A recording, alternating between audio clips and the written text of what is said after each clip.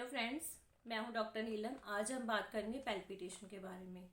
Palpitation होता है वो फीलिंग जिसमें आपको दिल की धड़कन जो है बहुत फास्ट, ऐसा लगता है कि बहुत स्पीड से जो है दिल जो है धक धक कर रहा है, जिसकी वजह से पेशेंट जो है अनकंफर्टेबल फील करता है, उसको घबराहट फील होती है।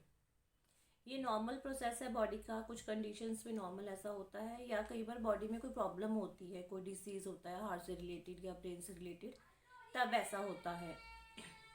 अब नॉर्मल क्या होता है कि आपका जो दिल है वो जब भी सिकुड़ता है तो खून जो है बाहर निकलता है ब्लड में, हार्ट से। और फिर वहाँ पे वॉल्व्स होते हैं। जब ये वॉल्व्स बंद होते हैं तो इसकी आवाज़ से जो है हार्ट साउंड पैदा होती है, दिल की धड़कन जो है उससे होती है। मतलब कि पहले ऊपर वाले दो कमरे हैं वो सिकुड़ते हैं, उसकी वजह से खून जो नीचे वाले कमरों में आता है। जब उन दोनों कमरों के जो वॉल्व्स खुलते हैं और जब बंद होते हैं उससे आवाज़ होती है, तो उसको फर्स्ट हार्ट साउंड कहा जाता है। जब नीचे वाले कमरे जो है बाकी बॉडी में ब्लड भेजते हैं लंग्स में, तो इसके वॉल्व्स खुलते और बंद होते हैं, तब सेकंड हार्ट साउंड होता है। मतलब आपको हार्ट रेट से तो ये पता चलता है कि आपका दिल कितनी बार सिकुड़ता है। जितनी बार सिकुड़ोगे दरवाजे खुलेंगे और बंद होंगे तो हार्ट साउंड प्रोड्यूस होगी।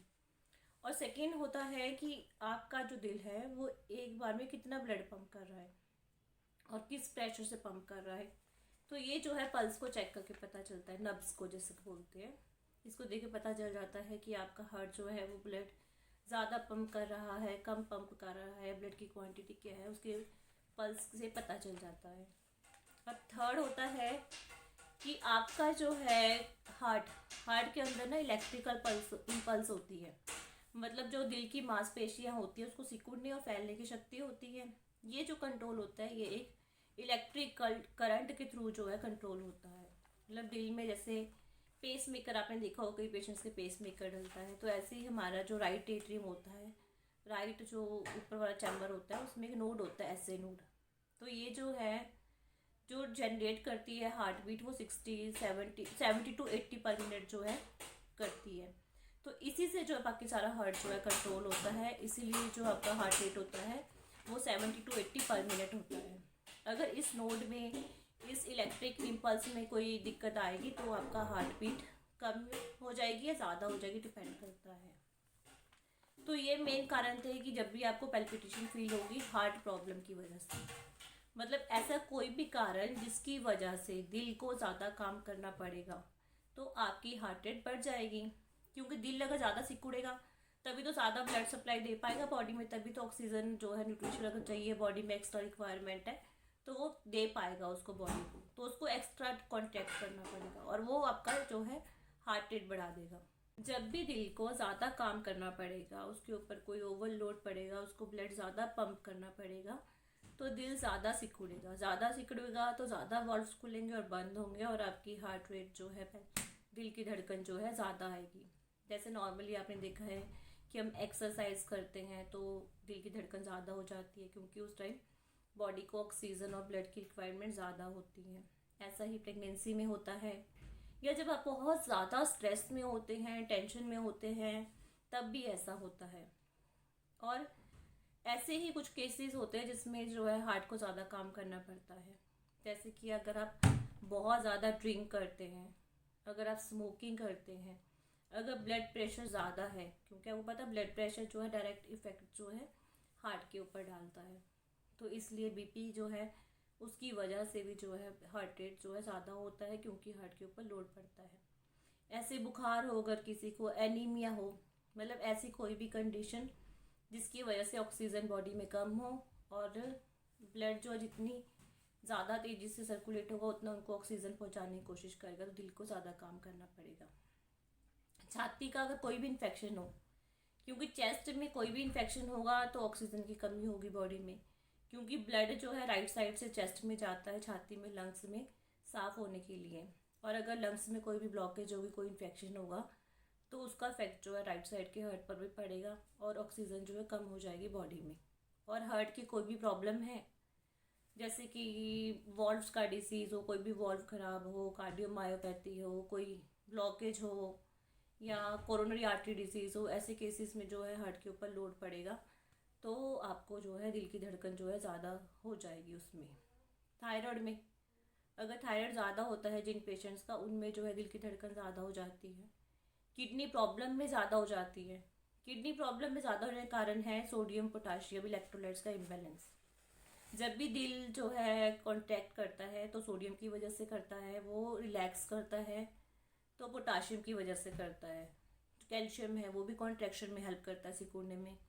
तो अगर इन इलेक्ट्रोलाइट्स का इम्बैलेंस हो जाएगा तो आपकी दिल की धड़कन जो है कम या ज़्यादा होगी, डिपेंड करता है कौन सा इलेक्ट्रोलाइट जो है कम या ज़्यादा है। कुछ मेडिसिन्स हैं जिनकी वजह से हार्ट बीट ज़्यादा हो जाती है, या कोकेन की वजह से, कैफीन की वजह से, या अगर एक्स्ट्रा आयरन जो डिपॉजिट होता है हार्ट में कई बार उसकी वजह से हार्ट बीट ज़्यादा हो जाती है। अगर आपकी हार्ट बीट 100 से ज़्यादा है तो उसको बोला जाएगा टैकीकार्डिया। लेकिन कुछ केसेस में आपकी हार्ट बीट कम भी हो जाती है जिसको ब्रेडिकार्डिया बोला जाता है। मतलब आपके दिल की धड़कन 60 जो है 60 से कम हो जाएगी पर मिनट तो इसको ब्रेडिकार्डिया बोला जाएगा। ऐसा आपका अगर आपका टेम्परेचर जो है बहुत ज़्यादा कम हो जाए, हाइपोथर्मिया में ऐसा होता है, या फिर हाइपोथायरॉयडिज्म में ऐसा होता है, अगर जो थायराइड हार्मोन है वो बहुत कम हो जाता है। और अगर आपने देखा होगा अगर SA नोड, मतलब वो नोड जो राइट एट्रिया में होती है और जो करंट जो इम्पल्स पैदा करती है हार्ट में, SA नोड अगर उसमें कोई प्रॉब्लम हो जाए, कोई डिफेक्ट हो जाए जिसको कि हार्ट ब्लॉक कहा जाता है, तो जो है हार्ट रेट जो है बहुत कम हो जाता है। अभी डिपेंड करता है आपकी की जो पैल्पिटेशन है वो लगातार हो रही है या रुक रुक कर हो रही है। मतलब ये तभी पता चल पाएगा कि पैल्पिटेशन जो है वो किस कारण से हो रही है। आपकी पैल्पिटेशन जो दिल की धड़कन जो है आपको फील होती है, लगातार फील हो रही है, रुक रुक के फील हो रही है, और जो आपका हार्ट रेट है, जो दिल की धड़कन heart rate actual pulse rate है वो कितना आ रहा है उस टाइम पर। तो जैसे कि आपने देखा होगा जैसे पैल्पिटेशन में के साथ साथ में जो भी लक्षण या सिम्टम आता है उससे पता चल सकता है कि आपकी जो पैल्पिटेशन है वो किस कारण से है। जैसे कि अगर पैल्पिटेशन है, दिल की धड़कन ज़्यादा है और साथ में आपको छाती में दर्द हो रहा है, चेस्ट पेन है, तो ये कहीं ना कहीं हार्ट के ब्लॉकेज के चांसेस हो सकते हैं। अगर आपका जो है पैल्पिटेशन हो रहा है लेकिन साथ में चक्कर भी आ रहे हैं, या ऐसा लग रहा है बेहोशी की हालत से या चक्कर से आते हैं, तो इसका मतलब है कि आपको BP जो है वो बहुत डाउन हो रहा है। या अगर आपको दिल की धड़कन जैसे कोई वॉमिटिंग के बाद या डायरिया के बाद होता है तो इसका मतलब कि बॉडी में इलेक्ट्रोलाइट्स इम्बैलेंस हो रहा है। आपने देखा होगा बच्चों को जब लूज मोशंस लग जाते हैं तो डॉक्टर ORS का घोल देते हैं, इलेक्ट्रोल पाउडर जो होता है। नॉर्मली आप घर में भी तो पानी दे सकते हैं ना, अगर पानी की क्वांटिटी कमी को ही पूरा करना है, लेकिन जो वो ORS होता है उसमें वही इलेक्ट्रोलाइट्स होते हैं तो बॉडी में एब्जॉर्प्शन में हेल्प करते हैं पानी की उसकी। तो इसीलिए जब आपको डायरिया, लूज मोशन, वॉमिटिंग होते हैं तो इलेक्ट्रोलाइट्स का इम्बैलेंस हो जाता है, बॉडी में ब्लड वॉल्यूम जो है कम हो जाती है। या फिर अगर आपको जैसे दिल की धड़कन जो है ज़्यादा हो रही है लेकिन साथ में जो है हाथों में पैरों में झंझनाहट हो रही है, टिंगलिंग सेंसेशन हो रही है, तो इसका मतलब आपको एंजाइटी है, या एंजाइटी की वजह से लोगों को पेन फील होती है और हाथों में झंझनाहट, पैरों में झंझनाहट जो है ऐसा लगता है। अगर पैल्पिटेशन है मतलब दिल की धड़कन आपको कम ज़्यादा फील हो रही है लेकिन हार्ट जो है, दिल जो है वो नॉर्मल है, मतलब हार्ट में कोई प्रॉब्लम नहीं है, तो इसका मतलब कोई ना कोई इन्फेक्शन है, इन्फ्लामेशन है बॉडी में, या फिर मेटाबॉलिक डिसऑर्डर है। मतलब कि बॉडी में वेस्ट प्रोडक्ट जो है वो ब्लड के थ्रू सर्कुलेट हो रहे हैं जिसकी वजह से बॉडी में नॉर्मल जो इलेक्ट्रोलाइट्स है उसमें भी इम्बैलेंस हुआ है, और वो जो वेस्ट प्रोडक्ट है वो हार्ट पे प्रेशर डाल रहे हैं और उसकी वजह से हार्ट को ज़्यादा काम करना पड़ रहा है। तो मतलब ये है जिससे हम आइडिया लगा सकते हैं कि पैल्पिटेशन जो है अगर आपको वो किस कारण से हो रही है और क्यों हो रही है। पैल्पिटेशन के साथ में जो कई बार सिम्टम्स होते हैं वो होता है छाती में दर्द, सिर में दर्द, सांस चढ़ता है, बहुत पसीना आता है, या फिर जैसे ऐसा लगता है पेशेंट को कि मेरा सिर घूम रहा है या मुझे चक्कर आ जाएंगे, इस तरह की फीलिंग होती है। अब हार्ट में जो पैल्पिटेशन होता है वो इसलिए होता है क्यों कि जो दिल की जो मांसपेशियां होती हैं उसमें जो फाइबर्स होते हैं वो फाइबर्स जो है कॉन्ट्रैक्ट और रिलैक्स करके एक करंट जो है वो डिवेलप कर सकते हैं, प्रोड्यूस कर सकते हैं। नॉर्मल जो हार्ट होता है उसमें क्या होता है कि हमारा जो राइट एट्रिया होता है उसमें SA नोड होता है, साइनो एट्रियल नोड, जो कि पेस मेकर का काम करता है, और ये जो इम्पल्स जो इलेक्ट्रिक करंट जो डेवलप करता है वो 70 to 80 बीट पर मिनट जो है वो होता है।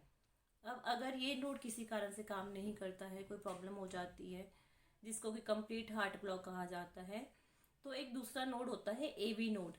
ये भी राइट वेंट्रिकल एट्रिया के पास ही होता है। तो ये जो बीट जो प्रोड्यूस करता है वो 40 to 60 पर मिनट के हिसाब से करता है।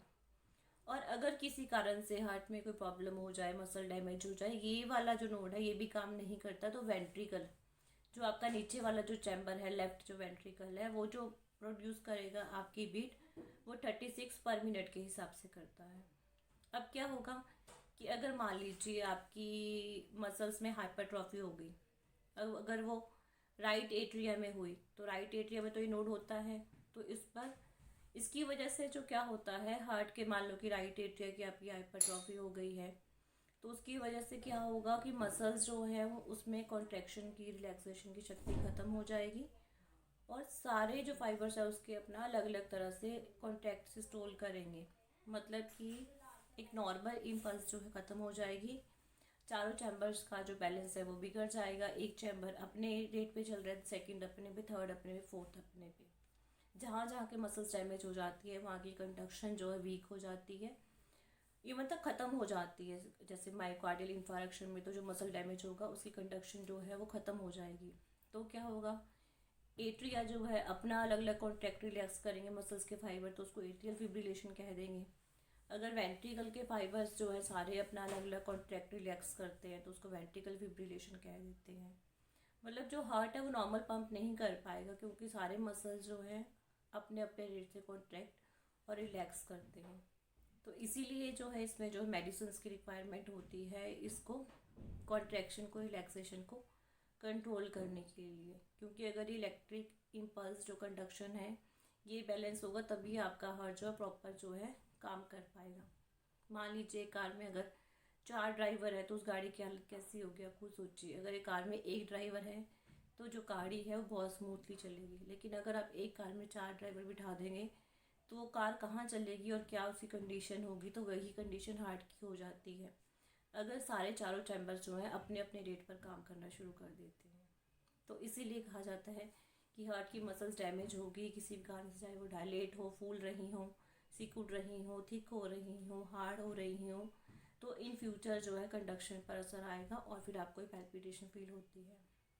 नॉर्मली ये जो है ईसीजी जब आप करवाते हैं तो ये जो इलेक्ट्रिकल इम्पल्स जो कंडक्शन है यही जो है ईसीजी में जो है नोट होती है ग्राफ के थ्रू। तो उससे पता चल जाता है कि आपकी जो कंडक्शन है, जो इम्पल्स है हार्ट के किस चैम्बर में कितनी है और कहाँ का मसल डैमेज है। तो इसके लिए इकोकार्डियोग्राफी, ईसीजी इसमें जो है सारा आ जाता है। तो ये था मेरा थोड़ा सा टॉपिक पैल्पिटेशन के लिए कि दिल की धड़कन कम ज़्यादा हो जाती है, घबराहट फील होती है। थोड़ा बहुत मैंने आपको समझाने की कोशिश की है, बट ये नर्वस सिस्टम की वजह से भी होता है। मतलब अगर आप ब्रेन से रिलेटेड जो है वो भी पैल्पिटेशन होती है, लेकिन मैंने इसमें आपको जो है हार्ट से रिलेटेड बताने की कोशिश की है थोड़ी सी। तो अगर आपको मेरा वीडियो पसंद आए तो लाइक कीजिए, शेयर कीजिए, सब्सक्राइब कीजिए। नमस्ते।